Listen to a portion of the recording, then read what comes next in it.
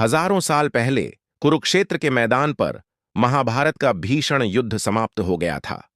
पांडवों की विजय के साथ ही अश्वत्थामा को भगवान कृष्ण द्वारा अमृता और कभी न भरने वाले घाव का श्राप मिला। यह घाव न केवल उनकी त्वचा को जलाए रखता था, बल्कि उनके मन को भी हमेशा दुख और पीड़ा में डुबोए रखता था। अश्वत्थामा इस श्राप की वास्तविकता को समझने की कोशिश में इधर उधर भटकते रहे। उनका मन क्रोध, दुख और बदले की भावना से भरा हुआ था। कई वर्षों तक उन्होंने अपने घाव से छुटकारा पाने के लिए अनेक ऋषियों और साधुओं से मुलाकात की, लेकिन किसी के पास उनके श्राप का समाधान नहीं था। एक दिन उन्हें एक गुप्त संदेश मिला, जिसमें लिखा था कि हिमालय के गहन जंगलों में एक प्राचीन ऋषि निवास करते हैं, जो उनके श्राप को समाप्त करने की शक्ति रखते हैं। इस संदेश ने अश्वत्थामा के मन में एक नई उम्मीद जगा दी। वे तुरंत ही उस गहन जंगल की ओर रवाना हो गए, यह सोचते हुए कि शायद उनके कष्ट का अंत निकट है। जैसे ही अश्वत्थामा उस जंगल में पहुंचे, उन्होंने अनेक अदृश्य शक्तियों और राक्षसों का सामना किया। उनके संघर्ष ने उन्हें और भी मजबूत बना दिया, लेकिन उनका घाव अभी भी खुला था और उनके दर्द को बढ़ा रहा था। अश्वत्थामा ने उन जंगलों में हफ्तों बिताए, आरष्य की तलाश में। एक दिन उन्हें एक प्राचीन गुफा मिली, जिसके द्वार पर अद्भुत प्रकाश फैला हुआ था। यह वही स्थान था जिसका जिक्र संदेश में था। जब वे गुफा के अंदर प्रवेश किए, तो उन्हें आर्षि की तपस्या में लीन मूर्ति दिखाई दी। उन्होंने आर्षि से अपने श्राप के बारे में बात की और उन्हें मुक्ति का रास्ता दिखाने की विनती की। आर्षि ने अपने तप से अपनी आंखें खोलीं और अश्वत्थामा की ओर देखा। तुम्हारी मुक्ति का मार्ग कठिन है पुत्र, ऋषि ने कहा। तुम्हें अपने अंदर के सभी विकारों से मुक्त होना होगा और आत्मा की शुद्धि के लिए अनेक कठिन परीक्षाओं से गुजरना होगा। आर्षि की बातों ने अश्वत्थामा के मन में एक नई चुनौती की शुरुआत कर दी। क्या वे इन कठिन परीक्षाओं को पार कर पाएंगे और अपने श्राप से मुक्ति पा सकेंगे? इस रहस्य का खुलासा अगले अध्याय में होगा। हजारों साल पहले कुरुक्षेत्र के मैदान पर महाभारत का भीषण युद्ध समाप्त हो गया था। पांडवों की विजय के साथ ही अश्वत्थामा को भगवान कृष्ण द्वारा अमृता और कभी न भरने वाले घाव का श्राप मिला। यह घाव न केवल उनकी त्वचा को जलाए रखता था, बल्कि उनके मन को भी हमेशा दुख और पीड़ा में डुबोए रखता था। अश्वत्थामा इस श्राप की वास्तविकता को समझने की कोशिश में इधर उधर भटकते रहे। उनका मन क्रोध, दुख और बदले की भावना से भरा हुआ था। कई वर्षों तक उन्होंने अपने घाव से छुटकारा पाने के लिए अनेक ऋषियों और साधुओं से मुलाकात की, लेकिन किसी के पास उनके श्राप का समाधान नहीं था। प्रारंभिक यात्रा कई वर्षों के बाद जब उनका दुख असहनीय हो गया, उन्होंने हिमालय के गहन जंगलों में एकांतवास करने का निर्णय लिया। यह जंगल उनके लिए केवल एक यात्रा स्थल नहीं था, बल्कि आत्मनिरीक्षण और शांति की खोज का स्थान था। यह यात्रा उनके धैर्य और साहस की परीक्षा ले रही थी। जंगल के मार्ग पर चलते हुए अश्वत्थामा ने कई अद्भुत और खतरनाक जीवों का सामना किया। एक रात जब वे एक घनी झाड़ी के पास रुके थे, उन्होंने एक अजीब सी आवाज सुनी।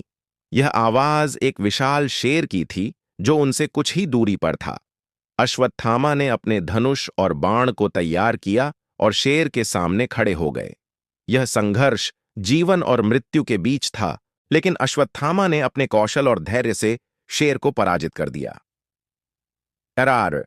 गुप्त संदेश। एक दिन उन्हें एक गुप्त संदेश मिला, जिसमें लिखा था कि हिमालय के गहन जंगलों में एक प्राचीन आर्षि निवास करते हैं, जो उनके श्राप को समाप्त करने की शक्ति रखते हैं।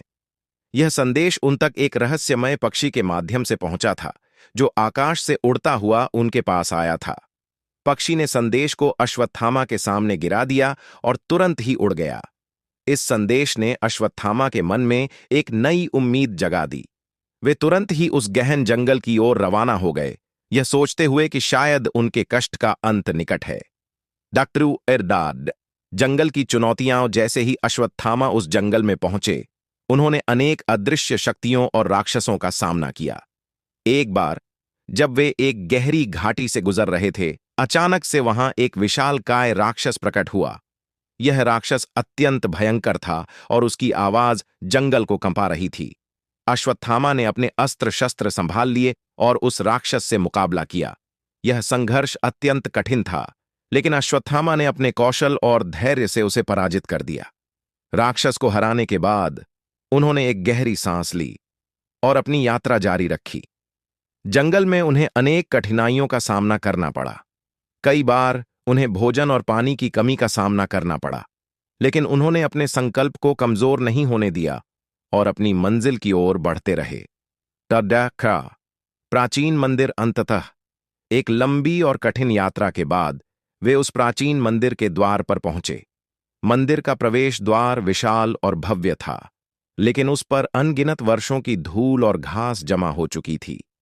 अश्वत्थामा ने अपने सभी साहस को एकत्रित किया और मंदिर के अंदर प्रवेश किया। मंदिर के अंदर का दृश्य अद्भुत था। वहां दिव्य प्रकाश फैला हुआ था और चारों ओर अद्भुत मूर्तियां और चित्रकारी थीं। उन्होंने मंदिर के गहन हिस्से की ओर बढ़ते हुए एक विशाल हॉल में प्रवेश किया। हॉल के केंद्र में एक प्राचीन वेदी पर एक चमकता हुआ रत्न रखा था। यह वही रत्न था जिसकी उन्हें तलाश थी, लेकिन जैसे ही उन्होंने उस रत्न को उठाने की कोशिश की, पूरी वेदी हिलने लगी और चारों ओर की मूर्तियां जीवित हो उठीं। यह मंदिर के संरक्षक थे, जो रत्न की रक्षा के लिए जाग उठे थे। अश्वत्थामा ने अपने अस्त्र शस्त्र संभाल लिए और उन जीवित मूर्तियों का सामना करने लगे। यह संघर्ष अत्यंत कठिन था। मूर्तियां अत्यंत शक्तिशाली और तीव्र गति से हमला कर रही थीं, लेकिन अश्वत्थामा ने अपने कौशल और धैर्य से एक एक करके सभी मूर्तियों को पराजित कर दिया। अंततः उन्होंने उस दिव्य रत्न को प्राप्त कर लिया और मंदिर से बाहर निकल आए। मुक्ति की किरण मंदिर से बाहर आने पर उन्होंने महसूस किया कि उनका घाव धीरे धीरे भरने लगा था। यह रत्न वाकई में दिव्य था और उनकी पीड़ा को कम कर रहा था, लेकिन यह केवल पहली परीक्षा थी। उन्हें अभी कई और कठिन परीक्षाओं का सामना करना था। अश्वत्थामा ने उस रत्न को संभाल कर रखा और अपनी यात्रा जारी रखने का निर्णय लिया। उनके मन में अब एक नई उम्मीद जगी थी कि शायद वे वाकई में अपने श्राप से मुक्ति पा सकते हैं। लेकिन उनकी यात्रा अभी भी लंबी और कठिन थी और आगे के रास्ते में और भी ज्यादा खतरनाक और रोमांचक परीक्षाएं उनका इंतजार कर रही थीं।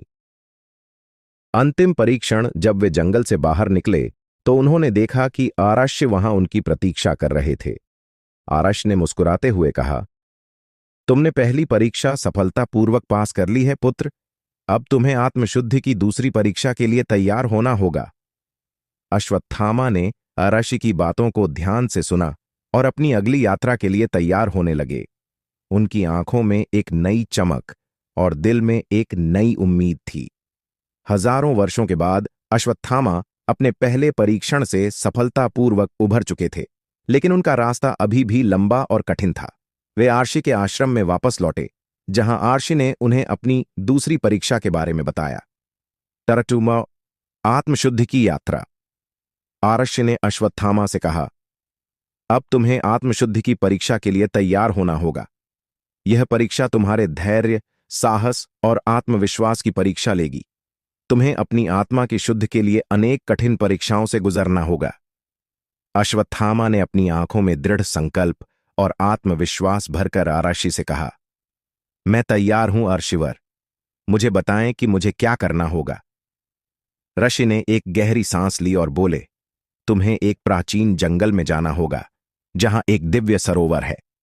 यह सरोवर तुम्हारी आत्मा की शुद्ध के लिए आवश्यक है, लेकिन ध्यान रहे, वहां तक पहुंचने का रास्ता अत्यंत कठिन और खतरनाक है। तुम्हें अपने मन, शरीर और आत्मा की परीक्षा लेनी होगी। अश्वत्थामा ने अपनी यात्रा के लिए तैयारियां की और उस प्राचीन जंगल की ओर रवाना हो गए। यह जंगल उनके लिए केवल एक यात्रा स्थल नहीं था, बल्कि आत्मनिरीक्षण और शांति की खोज का स्थान था। यह यात्रा उनके धैर्य और साहस की परीक्षा ले रही थी। डाटा प्राचीन जंगल की चुनौतियां। जंगल के मार्ग पर चलते हुए अश्वत्थामा ने कई अद्भुत और खतरनाक जीवों का सामना किया। एक रात जब वे एक घनी झाड़ी के पास रुके थे, उन्होंने एक अजीब सी आवाज सुनी। यह आवाज एक विशाल शेर की थी, जो उनसे कुछ ही दूरी पर था। अश्वत्थामा ने अपने धनुष और बाण को तैयार किया और शेर के सामने खड़े हो गए। यह संघर्ष जीवन और मृत्यु के बीच था, लेकिन अश्वत्थामा ने अपने कौशल और धैर्य से शेर को पराजित कर दिया। इसके बाद उन्होंने एक विशालकाय सांप का सामना किया, जो एक प्राचीन वृक्ष के नीचे छिपा हुआ था। यह सांप अत्यंत जहरीला था और उसकी एक दंश से ही मृत्यु हो सकती थी। अश्वत्थामा ने अपनी तलवार निकाली और सांप का सामना किया। यह संघर्ष भी अत्यंत कठिन था, लेकिन अश्वत्थामा ने अपने कौशल और धैर्य से सांप को भी पराजित कर दिया। दिव्य सरोवर की खोज। जंगल में आगे बढ़ते हुए अश्वत्थामा ने अनेक कठिनाइयों का सामना किया। एक बार जब वे एक गहरी घाटी से गुजर रहे थे, अचानक से वहां एक विशालकाय राक्षस प्रकट हुआ। यह राक्षस अत्यंत भयंकर था और उसकी आवाज जंगल को कंपा रही थी। अश्वत्थामा ने अपने अस्त्र शस्त्र संभाल लिए और उस राक्षस से मुकाबला किया। यह संघर्ष अत्यंत कठिन था, लेकिन अश्वत्थामा ने अपने कौशल और धैर्य से उसे पराजित कर दिया। अंततः एक लंबी और कठिन यात्रा के बाद वे उस दिव्य सरोवर के पास पहुंचे। यह सरोवर अत्यंत सुंदर और पवित्र था। उसका पानी क्रिस्टल जैसा साफ और शुद्ध था। अश्वत्थामा ने सरोवर के पास बैठे और ध्यान मग्न हो गए। उन्होंने अपने मन और आत्मा को शांत किया और सरोवर के पानी में डुबकी लगाई। लरंजा, आत्मशुद्धि का अनुभव। जैसे ही उन्होंने सरोवर के पानी में डुबकी लगाई, उन्हें एक अद्भुत अनुभव हुआ। उनके मन और आत्मा की सभी अशुद्धियां और विकार दूर हो गए। उन्हें एक नई ऊर्जा और शक्ति महसूस हुई। उनका घाव भी धीरे धीरे भरने लगा था। उन्होंने सरोवर के पास कुछ समय बिताया और अपनी आत्मा की शुद्धि का अनुभव किया। उनके मन में अब एक नई शांति और संतोष था। उन्होंने महसूस किया कि उनका श्राप धीरे धीरे कम हो रहा है और वे अपने लक्ष्य के करीब पहुंच रहे हैं। रहा नई चुनौतियां। सरस्वती नदी के तट पर चलते हुए अश्वत्थामा ने एक छोटे से गांव का सामना किया। यह गांव अत्यंत सुंदर और शांतिपूर्ण था। वहां के लोग अत्यंत मित्रवत और मददगार थे। उन्होंने अश्वत्थामा का स्वागत किया और उन्हें अपने घर में ठहरने का निमंत्रण दिया। गांव के लोग अश्वत्थामा को अपनी समस्याओं और कठिनाइयों के बारे में बताने लगे।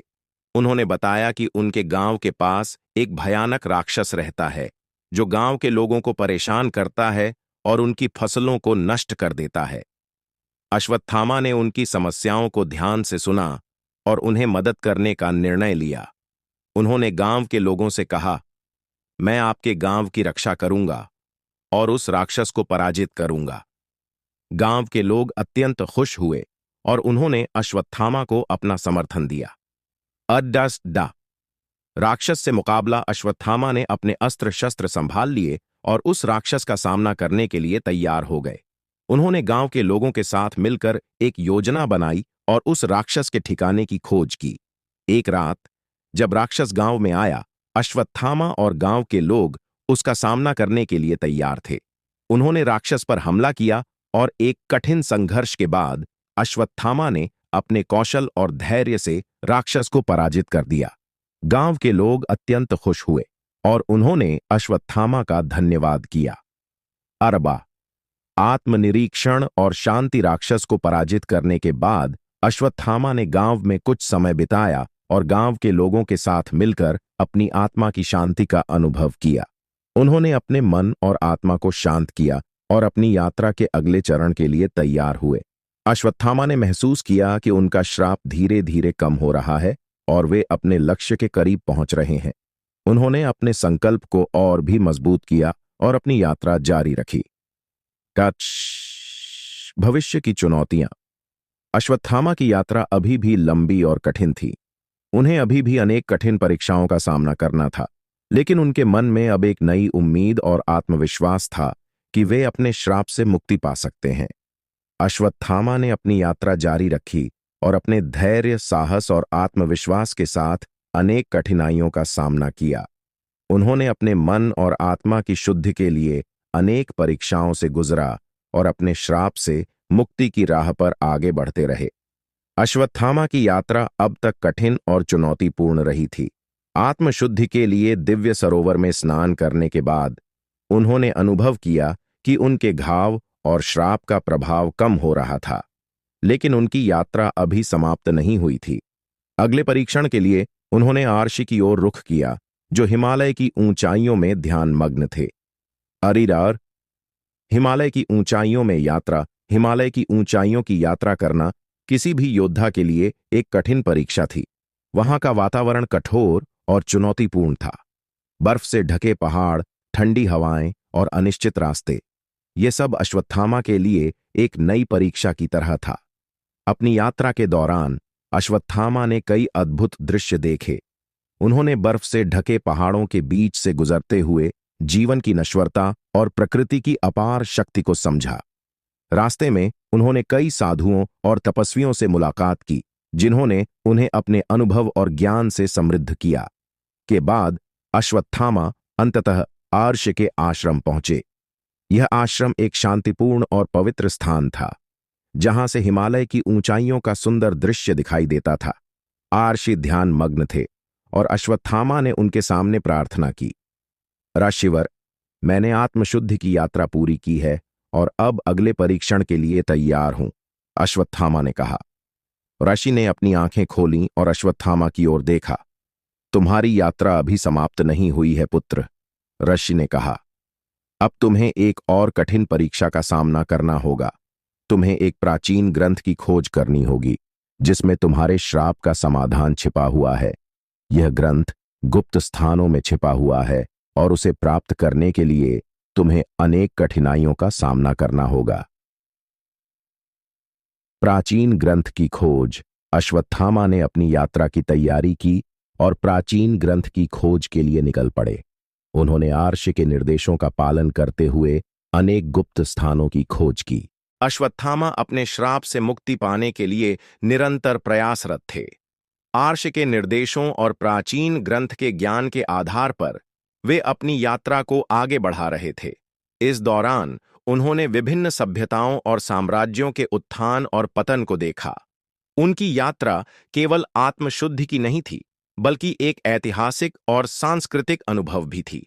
अश्वत्थामा की यात्रा उन्हें एक प्राचीन नगर में ले आई, जिसे इतिहास में कभी महानता की पराकाष्ठा माना जाता था। यह नगर अब खंडहर में परिवर्तित हो चुका था, लेकिन उसकी भव्यता और वैभव के निशान अभी भी स्पष्ट थे। नगर की गलियों में चलते हुए अश्वत्थामा ने प्राचीन राजमहल और मंदिरों के अवशेषों को देखा। यह नगर कभी एक समृद्ध और शक्तिशाली साम्राज्य का केंद्र था, लेकिन अब यह केवल एक ऐतिहासिक धरोहर बनकर रह गया था। अश्वत्थामा ने उस नगर के बारे में जानने का प्रयास किया और स्थानीय लोगों से बातचीत की। उन्होंने बताया कि यह नगर कभी एक महान राजा के अधीन था, जो अपने ज्ञान, न्याय और शक्ति के लिए प्रसिद्ध था। लेकिन एक दिन अचानक एक भयंकर युद्ध छिड़ गया और नगर की समृद्धि और वैभव का अंत हो गया। नगर के लोग अश्वत्थामा को अपनी सभ्यता के उत्थान और पतन की कहानियां सुनाने लगे, जिससे उन्होंने कई महत्वपूर्ण बातें सीखीं। अश्वत्थामा ने महसूस किया कि उनका जीवन भी उन सभ्यताओं और साम्राज्यों की तरह था, जो अपने समय में महानता को प्राप्त करते हैं, लेकिन समय के साथ उनके पतन का अनुभव भी करते हैं। उन्होंने समझा कि उनके श्राप की पीड़ा भी उनके आत्मज्ञान और शुद्धि की यात्रा का हिस्सा थी। नगर में बिताए गए समय के दौरान अश्वत्थामा ने वहां के विभिन्न स्थलों का दौरा किया। उन्होंने प्राचीन पुस्तकालय में रखी गई पुरानी पुस्तकों और ग्रंथों का अध्ययन किया।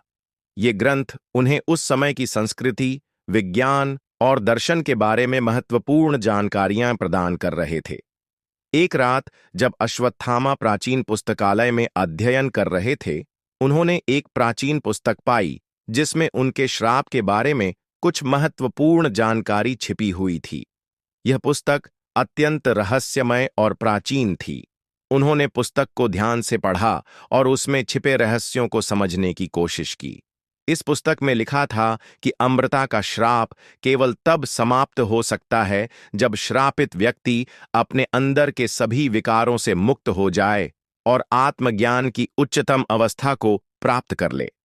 अश्वत्थामा ने समझा कि यह एक अत्यंत कठिन और लंबी यात्रा थी, लेकिन उन्होंने अपने संकल्प को और भी मजबूत किया। अश्वत्थामा ने पुस्तक में दी गई विधियों और साधनाओं का अभ्यास करना शुरू किया। उन्होंने ध्यान, योग और प्राचीन मंत्रों का अभ्यास किया। इस दौरान उन्होंने अपने मन, शरीर और आत्मा की शुद्धि के लिए अनेक कठिन परीक्षाओं का सामना किया। उनकी यात्रा एक आत्मनिरीक्षण और आत्म साक्षात्कार की यात्रा बन गई। अश्वत्थामा ने महसूस किया कि उनके अंदर का क्रोध, दुख और प्रतिशोध धीरे धीरे कम हो रहे थे। उनका मन शांत और संतुलित हो रहा था। उन्होंने समझा कि आत्मज्ञान और शांति केवल बाहरी साधनों से नहीं, बल्कि आंतरिक शुद्धि और संतुलन से प्राप्त होती है। अश्वत्थामा की यह यात्रा केवल उनके श्राप से मुक्ति की नहीं, बल्कि आत्मज्ञान और आत्म साक्षात्कार की भी थी। उन्होंने समझा कि उनका श्राप केवल एक बाधा नहीं, बल्कि एक अवसर भी था जो उन्हें आत्मज्ञान की उच्चतम अवस्था तक पहुंचने में मदद कर रहा था। अश्वत्थामा की यात्रा जारी थी।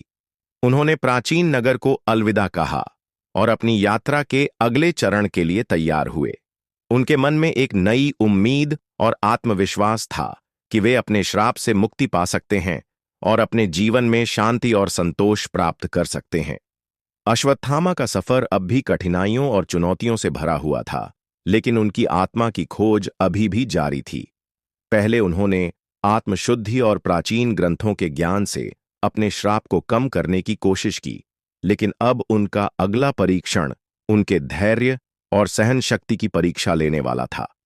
अश्वत्थामा ने एक बार फिर हिमालय की ऊंचाइयों की यात्रा की। इस बार उनकी मंजिल एक प्राचीन आश्रम थी जो एक महान योगी द्वारा संचालित था। यह योगी अपने ध्यान और चिकित्सा के लिए प्रसिद्ध थे और अश्वत्थामा ने सुना था कि वे उनके घाव को ठीक करने में मदद कर सकते हैं। हिमालय की बर्फीली पहाड़ियों पर चलते हुए अश्वत्थामा ने देखा कि वहां की प्रकृति कितनी महान और शक्तिशाली है। हिमालय की ऊंचाइयों ने उन्हें उनके जीवन के प्रति एक नई दृष्टि दी। वे समझ गए कि जीवन की वास्तविकता केवल भौतिक संसार में नहीं, बल्कि आत्मा की गहराई में छिपी होती है।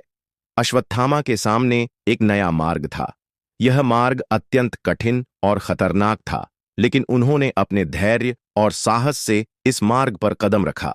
रास्ते में उन्होंने कई कठिनाइयों का सामना किया। बर्फीली हवाएं, कठिन चढ़ाई और खतरनाक जंगली जानवर, यह सब उनकी सहन शक्ति और धैर्य की परीक्षा ले रहे थे।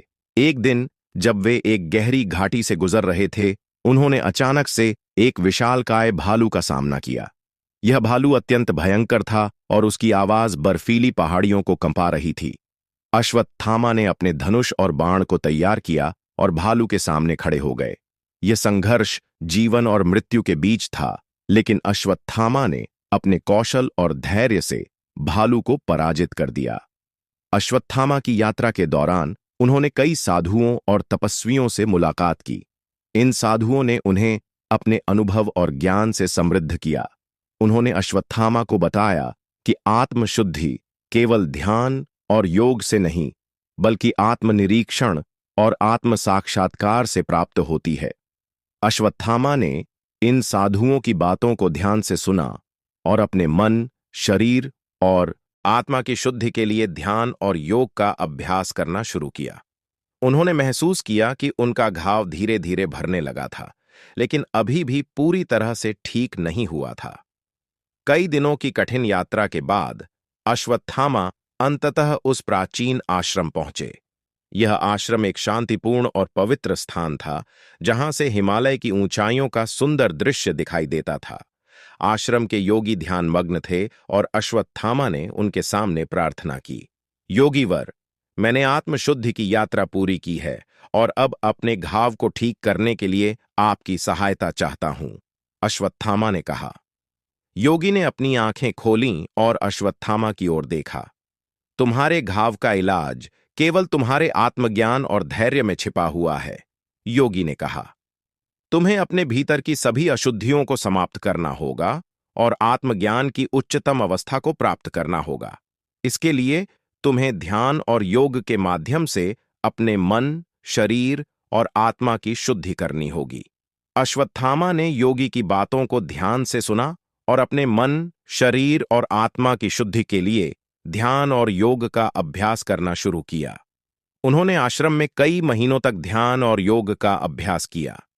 इस दौरान उन्होंने अपने मन, शरीर और आत्मा को शुद्ध किया और आत्मज्ञान की उच्चतम अवस्था को प्राप्त करने की कोशिश की। अश्वत्थामा की यह यात्रा केवल उनके घाव को ठीक करने की नहीं, बल्कि आत्मज्ञान और आत्म साक्षात्कार की भी थी। उन्होंने समझा कि उनका घाव केवल एक बाहरी पीड़ा नहीं, बल्कि उनके आत्मा की अशुद्धियों का प्रतीक था। अश्वत्थामा ने आश्रम में बिताए गए समय के दौरान अपने मन, शरीर और आत्मा की शुद्धि के लिए ध्यान और योग का अभ्यास किया। उन्होंने महसूस किया कि उनका घाव धीरे धीरे ठीक हो रहा है और वे आत्मज्ञान की उच्चतम अवस्था के करीब पहुंच रहे हैं। एक दिन जब अश्वत्थामा ध्यानमग्न थे, उन्होंने अपने भीतर एक अद्भुत ऊर्जा और शक्ति का अनुभव किया। यह शक्ति उनके आत्मज्ञान और आत्म साक्षात्कार की थी। उन्होंने महसूस किया कि उनका घाव पूरी तरह से ठीक हो चुका है और उनका श्राप भी समाप्त हो गया है। अश्वत्थामा ने अपने घाव की जांच की और पाया कि वह पूरी तरह से ठीक हो चुका है। उन्होंने अपने मन में एक नई शांति और संतोष का अनुभव किया। उन्होंने समझा कि आत्मज्ञान और आत्म साक्षात्कार ही उनके श्राप और पीड़ा का समाधान था। अश्वत्थामा ने योगी का धन्यवाद किया और आश्रम को अलविदा कहा। उन्होंने अपनी यात्रा को जारी रखने का निर्णय लिया और अपने आत्मज्ञान और आत्म साक्षात्कार की यात्रा पर निकल पड़े।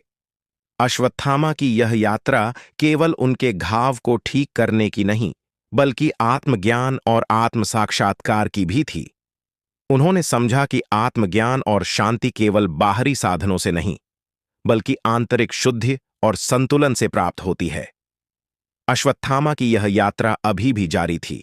उन्होंने अपने आत्मज्ञान और आत्म साक्षात्कार की यात्रा को जारी रखने का निर्णय लिया और अपने जीवन में शांति और संतोष प्राप्त करने के लिए आगे क्या होगा जानने अगले एपिसोड में।